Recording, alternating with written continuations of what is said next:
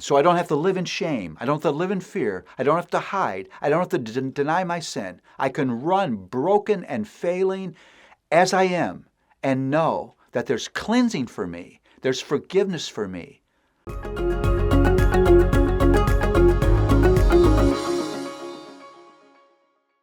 Well, I want to read 1 Peter 1 and 2, and then tell you what we're going to look at. Peter, apostle of Jesus Christ, to those who are elect exiles of the dispersion in Pontus, Galatia, Cappadocia, Asia, and Bithynia, according to the foreknowledge of God the Father, and sanctification of the Spirit, for obedience to Jesus Christ, and for sprinkling with his blood, may grace and peace be multiplied to you. I want to just think of these 4 awesome blessings of God's grace that Peter wants to root these people in. If someone asks you who you are, what would be the first things you say? How would you describe what you're about?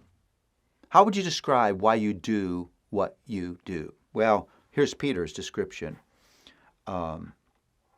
Again, he wants them to know that with this new identity comes these blessings that we have been given between the already and the not yet.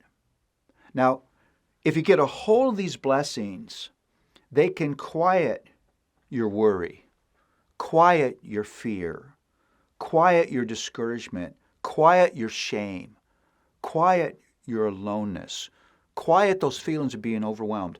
I have been really sobered in the last couple of years by the amount of my brothers and sisters who are just overwhelmed, who are oppressed with worry, who are discouraged. And I know we've been through hard things, but that's why it's so important to know what you've been given. The first thing he talks about is God's foreknowledge. Long before the world began, if you're God's children, listen to what I'm about to say. Your story was written into God's book. He knew you in that way because he chose you in that way. I love this, that my little story, the little story of Paul Tripp, has now been embedded in the larger story of redemption. Now, why is that important to understand? It's important to understand so I would live not just with a my story mentality, but with a God story mentality. How does God's story encourage me? How does God's story define me? How does God's story give me a purpose for living? How does God's story give me hope? He says, by sanctification of the Spirit. Wow, we could talk for days about this, that God knew that it was not enough to forgive me, because even in forgiveness, there's still sin living inside of me. That he needed literally to unzip me and get inside of me by his Spirit, to not only empower me to do what is right, but to progressively defeat sin and transform me into the image of my Son. That means God is at work, doing his work inside of me, even those days when I don't have the sense enough to recognize it.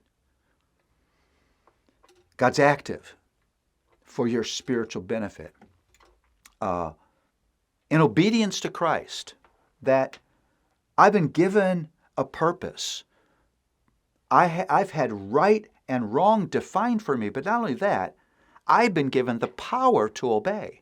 Think about this. Every command that God has given me is accompanied by his empowering grace. I can live in a new way. I don't have to give way to that old way. And then by the sprinkling of the blood, I love this. This is the cleansing power of God's work. Sin is an irremovable stain apart from the cleansing blood.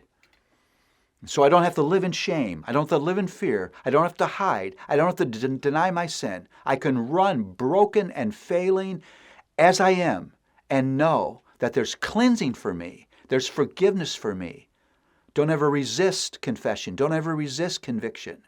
I mean, think about this. I've been written into God's story. God is actively working on transforming me. I've been given an understanding of what is right and the power to do it. And there's cleansing for me until this heart is pure. That's who you are in Christ.